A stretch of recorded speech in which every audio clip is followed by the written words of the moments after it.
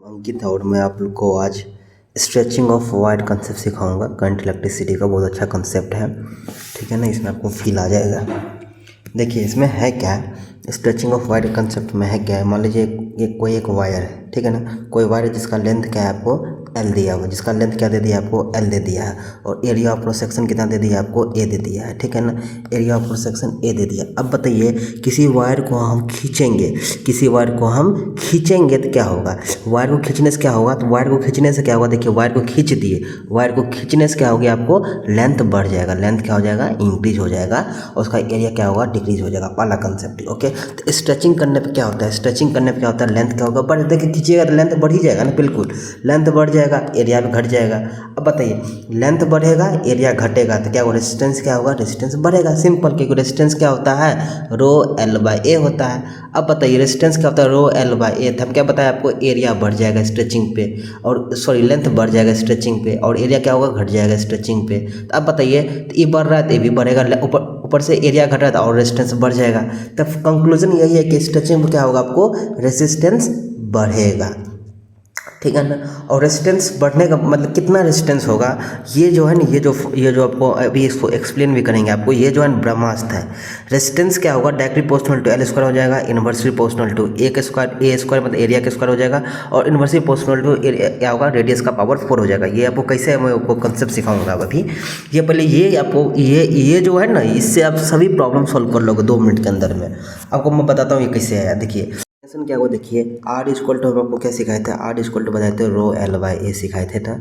अब बताइए हम एरिया इंटू लेंथ क्या होता है आपको कांस्टेंट। तो मान लीजिए हम एरिया क्या हो जाएगा 1/L हो जाएगा, ठीक है। यदि यहाँ निकालना है मान लीजिए हमको, फिर यहाँ देख लीजिए ए इंटू एल मेरा क्या था कांस्टेंट, ए इंटू एल क्या है मेरा कांस्टेंट है ना, कांस्टेंट है।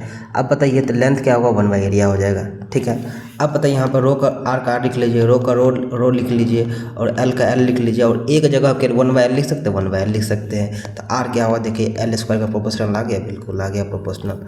फिर देख लीजिए रेजिस्टेंस का रेजिस्टेंस रो एल बाई ए का ए लिख लीजिए। तो आर इक्वल टू रो का रो, और एल को हम चेंज कर सकते हैं, एल को 1/A लिख सकते हैं, 1/A लिख सकते हैं। पहले से नीचे 1A दे दिया है तो क्या हो गया आर इक्वल टू क्या होगा रो बाई ए स्क्वायर आ गया। मतलब आर क्या होगा directly proportional inversely proportional to A का ए स्क्वायर आ गया।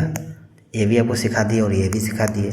अब बताइए एरिया, तो हम जानते हैं आर क्या होता है आपको, एरिया क्या होता है, एरिया होता है ना आर स्क्वायर का प्रोपोर्शनल होता है। तो यहाँ क्या होगा आर का पावर 4 भी हो जाएगा, ये भी सिखा दिया आपको। तो एक्सप्लेनेशन आपको बता ही दिए हैं। और ये जो आपका ये क्या है आपका ब्रह्मास्त्र है, ये क्या है आपका ब्रह्मास्त्र। आर इक्वल टू क्या होगा directly proportional to L square, inversely proportional to A square, और इन्वर्सली प्रोपोर्शनल टू आर का पावर 4 हो जाएगा, ठीक है। ये कंसेप्ट समझ में आ गया। चलिए इस पर एक क्वेश्चन अच्छा करते हैं। देखिए यहाँ क्वेश्चन क्या दे दिया, थिक वायर ऑफ रेजिस्टेंस दे दिया आपको 20 ohm is drawn into a thin wire so that length क्या हो गया बढ़ गया। तो लेंथ बढ़ गया, तो हम आप बताइए तो आर क्या था आपका, आर क्या था directly proportional to L square था, ठीक है ना। अब आर डैश जो निकालेंगे न्यू लेंथ निकालेंगे क्या हो जाएगा, तो इसका क्या होगा आपको 4 टाइप्स हो गया, मतलब 4 एल का स्क्वायर हो जाएगा ना, क्योंकि हम बताते हैं एल स्क्वायर का प्रोपोर्शनल होता है। आर क्या होता है एल स्क्वायर का प्रोपोर्शनल होता है, तो एल लेंथ कितना हो गया 4 टाइप्स हो गया, तो 4 एल स्क्वायर हो जाएगा ना। तो आर डैश जो होगा 16 एल स्क्वायर हो जाएगा।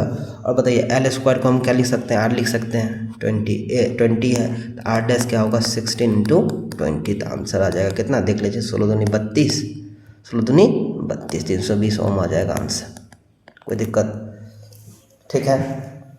चलिए अब ये जो क्वेश्चन है बहुत ही हाई लेवल क्वेश्चन है, और हाई लेवल कह सकते हैं नीट के लिए। नीट में ये क्वेश्चन बहुत अच्छा क्वेश्चन है, इसको प्रैक्टिस करके जाना चाहिए, स्टार क्वेश्चन है, ठीक है ना। कोटा में ये क्वेश्चन कराया जाता है।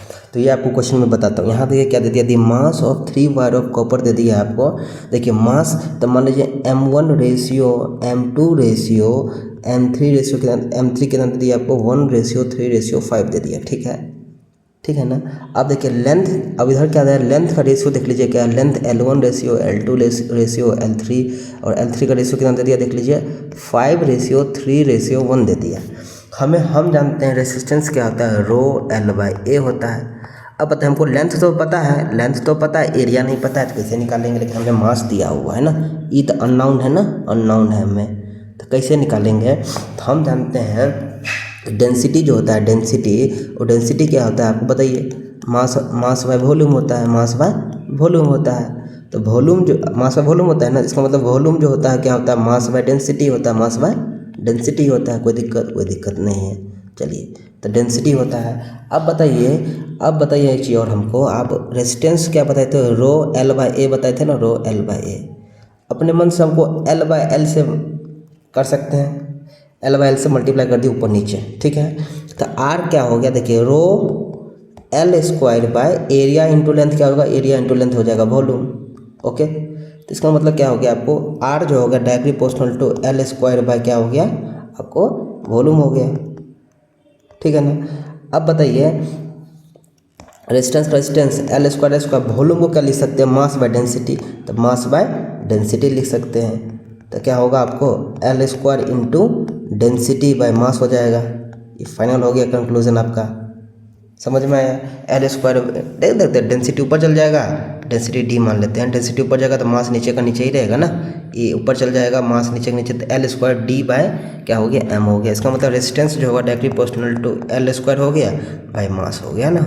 ये आपका फाइनल कंक्लूजन है, फाइनल कंक्लूजन आया, क्योंकि डेंसिटी तो सभी का कांस्टेंट ही रहेगा ना, क्योंकि सब एक ही वायर है ना डेंसिटी का।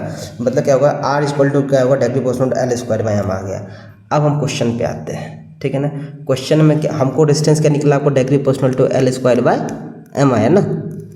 अब बताइए, हमको लेंथ पता है, मास भी पता है, आप कैसे निकालेंगे। तो आर जो निकलेगा इसका एल का स्क्वायर का, सभी एल का स्क्वायर का तो जाएगा, क्या होगा 5 का स्क्वायर 25, रेशियो 3 का स्क्वायर कितना होगा 9, रेशियो 1 का स्क्वायर क्या होगा 1 ही रहेगा ना।